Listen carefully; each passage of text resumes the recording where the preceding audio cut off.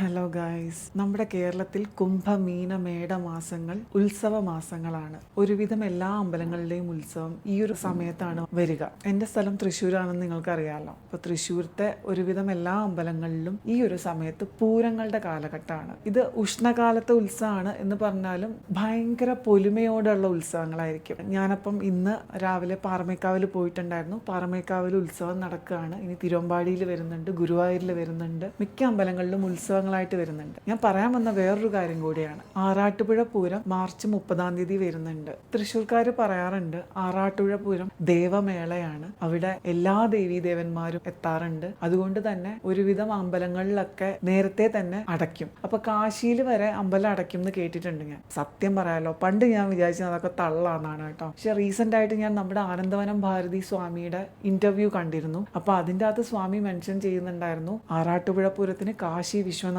ക്ഷേത്രം നേരത്തെ അടയ്ക്കും എന്നുള്ളത്. മുമ്പ് കേട്ടിട്ടുണ്ടെങ്കിലും അത് ഓതന്റിക് ആയിട്ടുള്ള ഒരാളിൽ നിന്ന് കേട്ടപ്പോൾ എനിക്ക് എന്താ പറയുക, ഭയങ്കര അഡ്മിറേഷൻ ആയിട്ടോ. ഇനി മുതൽ ആറാട്ടുപുഴ പൂരങ്ങളൊന്നും മിസ് ചെയ്യരുത് എന്നുള്ളൊരു തോന്നലാണ് എനിക്ക്. ബേസിക്കലി ഈ ഉത്സവം എന്ന് വെച്ചാൽ എന്താണ്, നമ്മുടെ ക്ഷേത്ര ചൈതന്യം നിറഞ്ഞു കവിഞ്ഞ് നാട്ടിലേക്ക് ഒഴുകി നാടിനെ സംരക്ഷണം തീർത്ത് നിൽക്കുന്ന ഒരു അവസരമാണ് ഉത്സവം എന്ന് പറയുന്നത്. അല്ലെങ്കിൽ ക്ഷേത്രത്തിന്റെ ഐശ്വര്യം നാട്ടിലേക്ക് പരക്കുന്ന, നാട്ടിൽ ജീവിക്കുന്ന ആൾക്കാരിലേക്ക് പരക്കുന്ന അവസരങ്ങളാണ് ഉത്സവങ്ങൾ എന്നാണ് വിശ്വാസം. അപ്പൊ തീർച്ചയായിട്ടും നമ്മുടെ പങ്കാളിത്തം ഉണ്ടാവുന്നത് എന്തുകൊണ്ടും നമുക്കും നമ്മുടെ നാടിനുമൊക്കെ ഐശ്വര്യം പ്രദാനം ചെയ്യുന്നതാണ്. അപ്പൊ തീർച്ചയായിട്ടും നിങ്ങളെല്ലാവരും അടുത്തുള്ള അമ്പലങ്ങളിലെ ഉത്സവങ്ങളൊക്കെയായി സഹകരിക്കുക, അമ്പലങ്ങളിൽ പോവുക, ആസ്തിക്യ ബോധമുള്ളവരാവുക. നിരീശ്വരവാദികൾ ഉണ്ടാവും, അവരെ ഞാൻ കുറ്റപ്പെടുത്തില്ല. കാരണം എല്ലാവർക്കും അവരവരുടെ ജീവിത സാഹചര്യങ്ങൾക്കനുസരിച്ചുള്ള ചിന്തകൾക്കുള്ള സ്വാതന്ത്ര്യം നമ്മുടെ നാട്ടിലുണ്ട്. എല്ലാവരും ജീവിതത്തിൽ ഒരു ഘട്ടത്തിൽ ആസ്തിക്യ ബോധമുള്ളവരും നാസ്തികരും ഒക്കെ ആവുന്നുണ്ട്. അതിങ്ങനെ മാറിയും മറിഞ്ഞും ട്രാൻസിഷൻ ഫേസിലൂടെ ഒക്കെ പോയി വന്നൊക്കെ ഇരിക്കും. അത് നമ്മൾ മനസ്സിലാക്കി പെരുമാറുക,